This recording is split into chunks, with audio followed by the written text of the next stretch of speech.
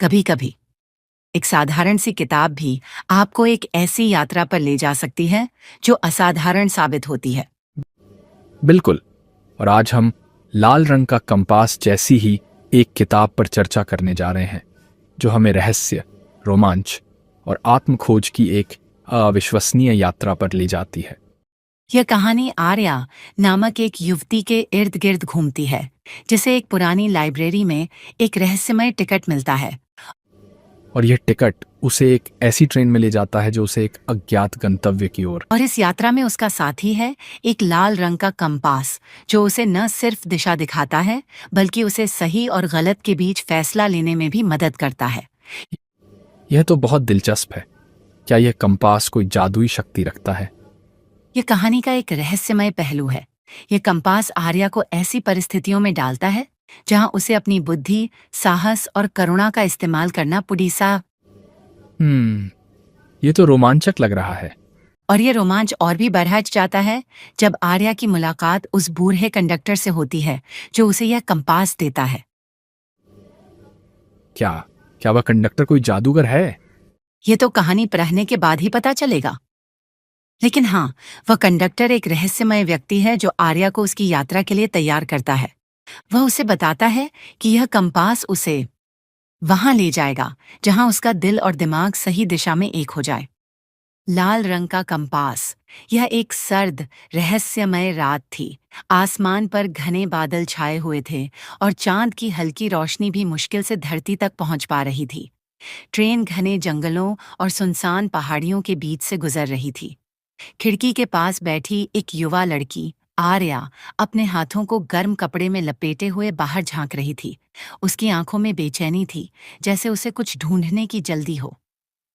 आर्या इस ट्रेन पर अचानक आई थी। उसे याद था कि उसने एक पुरानी लाइब्रेरी में बैठकर किसी पुराने किताब के पन्नों को पलटा था, जब किताब के पन्नों में एक छोटा टिकट गिरा। उस टिकट पर लिखा था, एक अद्भुत यात्रा पर स्वागत है। बिना ज्यादा सोचे उसने टिकट को अपनी जेब में रखा और ट्रेन स्टेशन की ओर चल पड़ी।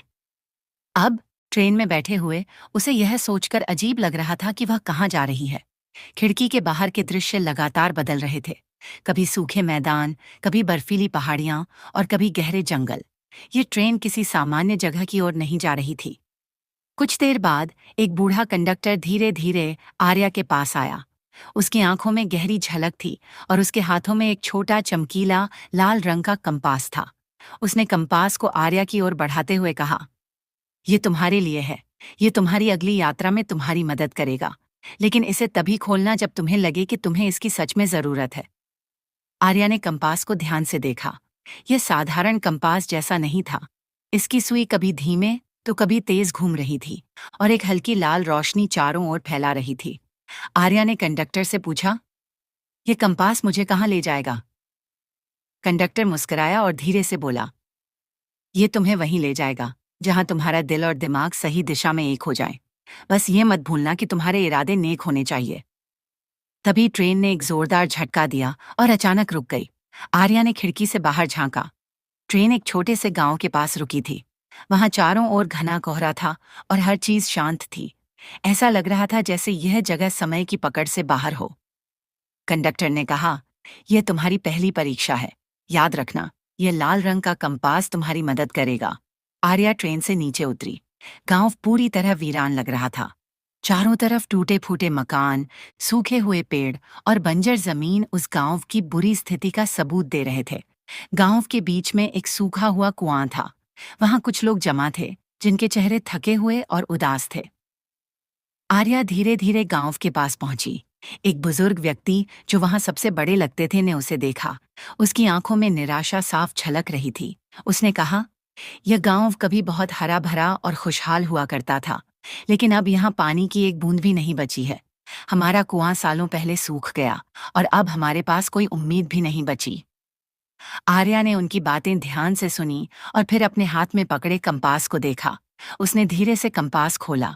जैसे ही उसने कंपास खोला, उसकी सुई तेजी से घूमने लगी। कुछ पल बाद सुई ने एक दिशा में रुककर इशारा किया। वह दिशा गांव के एक बड़े, सूखे और पुराने पेड़ की ओर थी। आर्या ने पेड़ के पास जाकर जमीन को ध्यान से देखा। वहां की मिट्टी सख्त और बंजर थी, लेकिन कंपास लगातार उसी दिशा में इशारा कर रहा था। आर्या ने गांव के लोगों से मदद मांगी। शुरुआत में वे हिचकिचाए, लेकिन फिर फावड़े और कुदाल लेकर खुदाई में जुट गए। आर्या भी उनके साथ जमीन खोदने लगी। खुदाई में कई घंटे लग गए। सूरज निकलने वाला था और लोगों के हाथ थक चुके थे, लेकिन आर्या ने हार नहीं मानी। आखिरकार जमीन के अंदर से एक चमकीली लाल क्रिस्टल गेंद निकली। वह गेंद इतनी चमकदार थी कि गांव के चारों ओर रोशनी फैल गई। जैसे ही आर्या ने उस गेंद को उठाया, गांव का सूखा कुआं अचानक से पानी से भरने लगा। पानी की तेज धारा कुएं से बहने लगी। गांव के लोग खुशी से झूम उठे। बच्चों ने दौड़कर पानी पिया, महिलाएं अपने बर्तन भरने लगीं और सभी ने राहत की सांस ली। वह बुजुर्ग व्यक्ति आर्या के पास आया और कहा, तुमने हमें जीवन दान दिया है। हम तुम्हारा यह उपकार कभी नहीं भूलेंगे।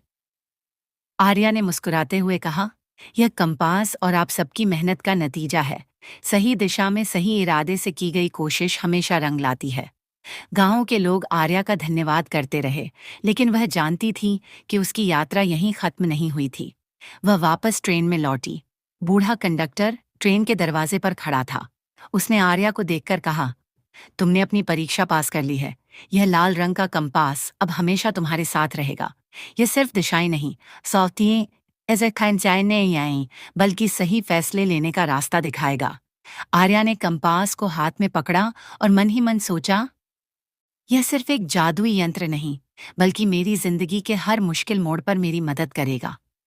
उस दिन आर्या ने यह सीखा कि जीवन में सबसे महत्वपूर्ण चीज सही दिशा में सही इरादे से बढ़ना है, और लाल रंग का कंपास अब उसका मार्गदर्शक बन चुका था।